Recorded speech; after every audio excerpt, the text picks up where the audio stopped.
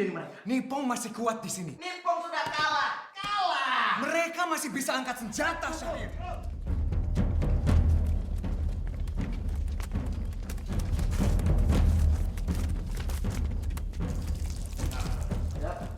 Sekarang, Bung. Malam ini juga. Ya, betul, Bung. Kalian semua ini tidak masuk akal. Kami sudah memikirkan ini matang-matang, Bung. Kita punya barisan pelopor. Bahkan Heiho sudah siap semua.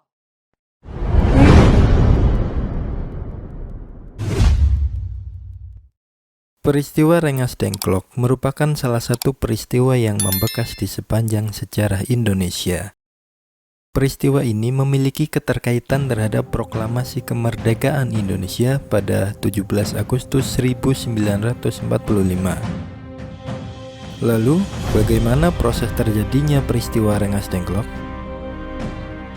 Kala itu, Indonesia masih dijajah oleh Jepang.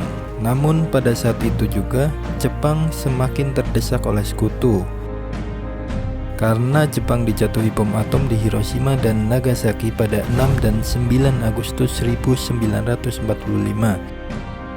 Sehingga pada 15 Agustus 1945 Jepang mengalami kekalahan dan menyerah tanpa syarat kepada sekutu. Berita kalahnya Jepang disiarkan di radio internasional. Meskipun Jepang melarang rakyat Indonesia mendengarkan siaran radio internasional, namun dengan semangat gerakan para pemuda Indonesia, berita menyerahnya Jepang tanpa syarat ke sekutu pun sampai ke Sultan Syahrir, yang kemudian mengabarkan pada golongan muda. Pada saat berita itu tersiar, Soekarno, Muhammad Hatta, dan Rajiman Widyodiningrat sedang berada di Dalat, Vietnam, di mana mereka memenuhi undangan dari Marsekal Terauchi untuk membahas PPKI dan kemerdekaan Indonesia. Sore hari, pada 14 Agustus 1945, setibanya rombongan Soekarno di Indonesia, perwakilan golongan muda, yaitu Sultan Syahrir, menemui beliau dan mengabarkan bahwa Jepang sudah menyerah kepada sekutu dan Indonesia harus segera merdeka. Tapi karena situasi yang tidak memungkinkan dan banyak orang Jepang yang berada di situ, Soekarno dan Hatta lantas membiarkan perwakilan golongan muda dan pergi meninggalkan mereka. Pada 15 Agustus 1945, malam hari golongan muda mengadakan rapat di Pegangsaan Timur, Jakarta. Rapat yang dipimpin oleh Khairul Sholeh ini menyepakati bahwa kemerdekaan Indonesia adalah hak rakyat Indonesia, tidak tergantung dari pihak lain termasuk Jepang. Perwakilan golongan muda, Wikana dan Darwis kembali menemui Soekarno pada malam harinya pada tanggal yang sama dan mendesak kembali Soekarno untuk segera melakukan proklamasi kemerdekaan. Namun jawabannya masih sama, yaitu kemerdekaan Indonesia harus sesuai prosedur dan melalui sidang PPKI. Mendapat penolakan dari Soekarno dan Hatta, golongan muda pantang menyerah dan merapatkan barisan. Rapat digelar pada pukul 12:30 dini hari di Jalan Cikini, nomor 71, Jakarta.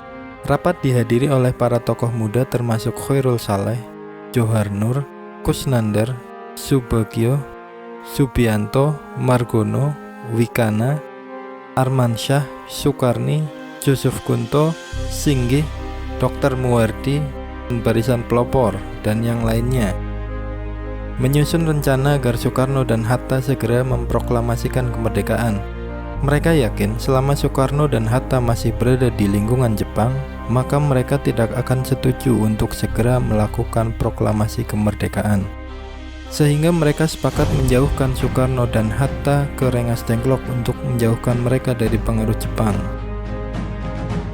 16 Agustus 1945 dini hari, Hatta dijemput terlebih dahulu disusul Soekarno beserta Fatmawati dan Guntur yang masih bayi untuk dibawa ke Rengas Dengklok, yaitu daerah di luar Jakarta yang dianggap oleh golongan muda sebagai tempat yang aman dari pengaruh Jepang dan relatif dekat ke Jakarta. Pukul 6 pagi, rombongan sampai di Rengas Dengklok yang kemudian menempati rumah Jiao Kiexiong.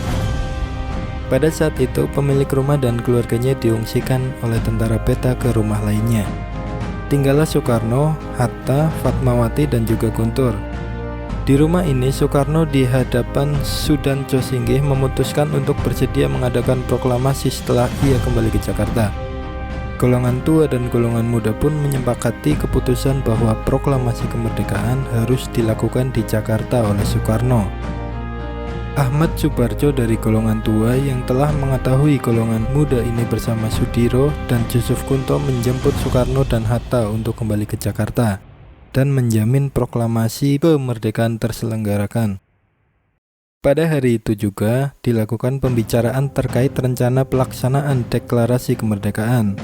Malam harinya di kediaman Laksamana Muda Maeda, yaitu seorang perwira Jepang yang mendukung kemerdekaan Indonesia, dirumuskanlah naskah teks proklamasi. Sehingga keesokan harinya pada tanggal 17 Agustus 1945, Soekarno-Hatta membacakan teks proklamasi kemerdekaan Indonesia di Jalan Pegangsaan Timur nomor 56 Jakarta. Indonesia pun merdeka dan bukan merupakan hadiah dari Jepang.